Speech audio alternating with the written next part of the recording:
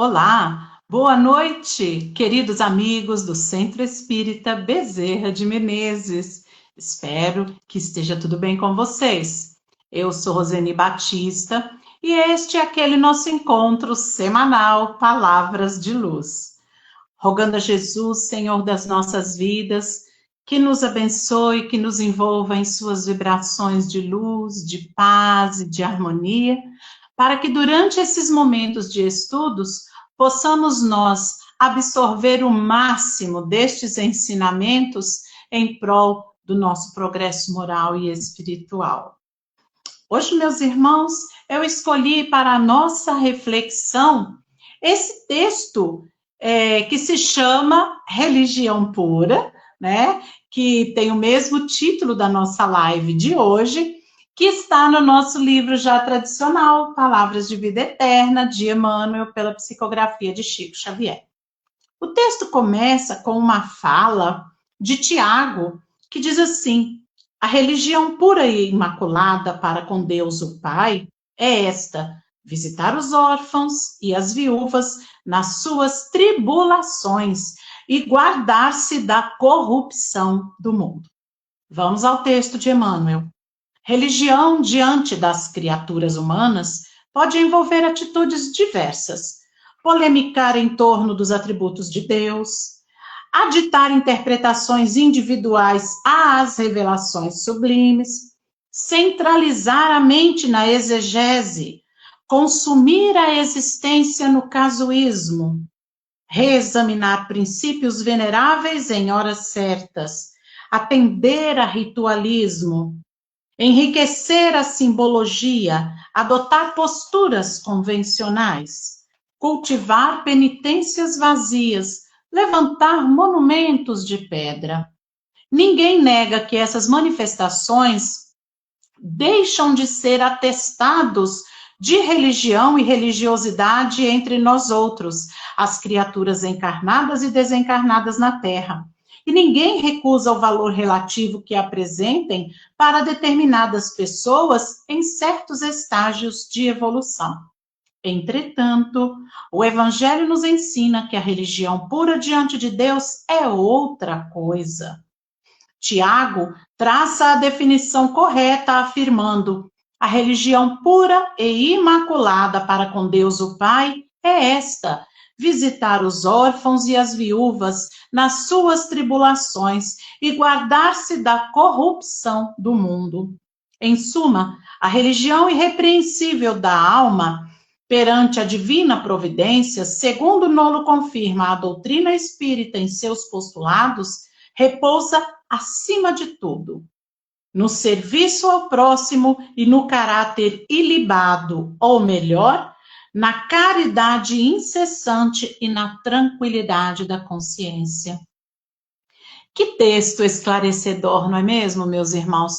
Porque vejam que no início do texto, Emmanuel, ele deixa claro para nós que todos os hábitos, os costumes das diversas religiões espalhadas pelo nosso planeta merecem respeito, merecem consideração. Nós não podemos querer impor a ninguém a nossa religião, porque cada pessoa tem uma forma de compreender Deus, de se relacionar com Deus. E muitas vezes, quando desejamos impor a alguém a nossa forma de relação com Deus, a gente acaba apartando a pessoa de Deus, porque nem sempre o que é satisfatório para nós é satisfatório para outra pessoa. Por isso a importância das diversas religiões que existem pelo mundo. Por quê? Porque cada pessoa é fisgado naquilo que faz sentido para ela, né? Então, por exemplo, algumas religiões usam de rituais e talvez para a sua religião o ritual não tenha importância. Mas se aquele ritual aproxima a pessoa de Deus, que seja feito. Nós não devemos criticar, uma vez que o grande objetivo das religiões, né, é religar as pessoas a Deus. Agora, o mais importante, né, é que a pessoa, através da religião, se transforme em uma pessoa melhor, em um ser humano melhor, que olhe para si, que corrija suas falhas, né? E que melhore, que se aperfeiçoe, né? Mas, meus irmãos, mais interessante aqui, também interessante nesse texto, é a questão da prática, do exercício daquilo que nós chamamos de fé.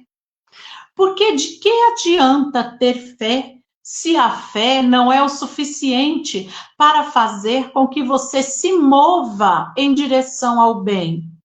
Que fé é essa que mantém você em uma situação egoísta, que não se preocupa em ajudar ninguém, que não se preocupa em estender a mão ao caído, que não se preocupa em socorrer as pessoas que estejam em necessidade?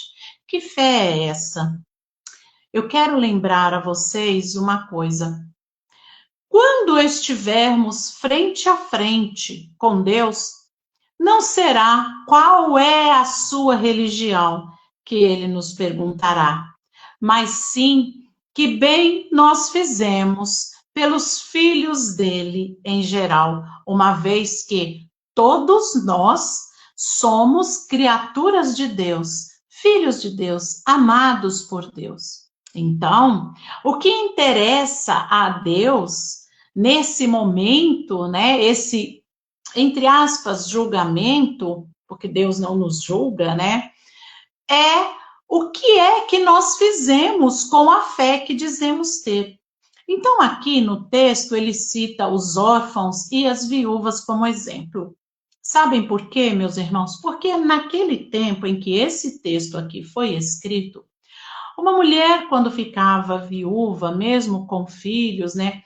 Na maioria das vezes ela ficava em enorme necessidade, porque em muitas tradições a mulher não podia herdar os bens do marido. Quem herdava eram os irmãos, o pai, não a esposa. Mas as dívidas do marido ela herdava. E muitas vezes até os filhos se tornavam escravos para pagar as dívidas deixadas. E não existia, àquela época, uma pensão para viúva, uma pensão para órfão, e as mulheres não podiam trabalhar. Então vejam a gravidade da situação em que ficava uma mulher na viuvez. Ela não podia trabalhar, ela não tinha como se sustentar, ela não tinha como sustentar os filhos, né? E ficava assim, à míngua mesmo.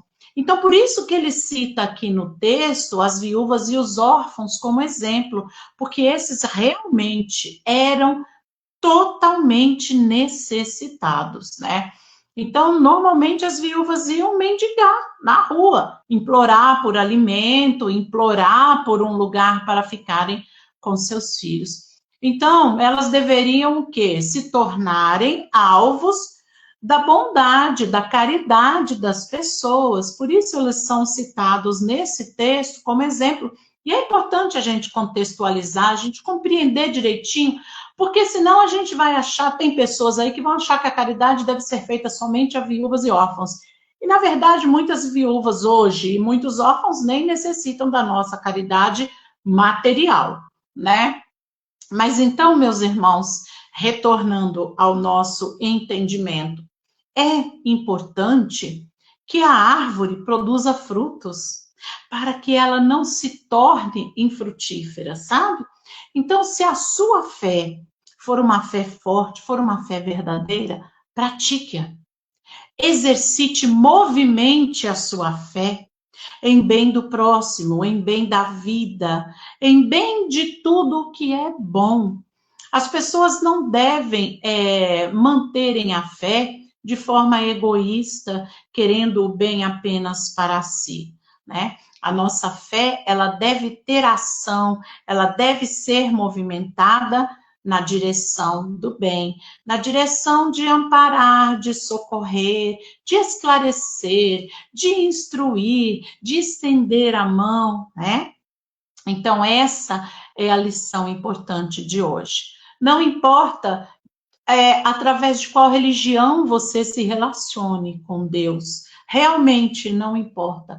Importa é que você seja aqui na Terra um digno representante de Deus. E você só representa Deus através das boas ações, através do amor ao próximo, através da caridade. Seja um bom representante de Deus. Leve àqueles que estão necessitados a paz, a serenidade, a fé, a esperança. Aí sim, a sua fé estará produzindo frutos, não é verdade? E é isso, meus irmãos. Nós devemos nos colocar aqui na posição de colaboradores de Deus.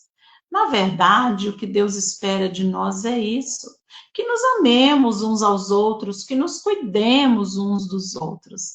Essa é a verdadeira religião.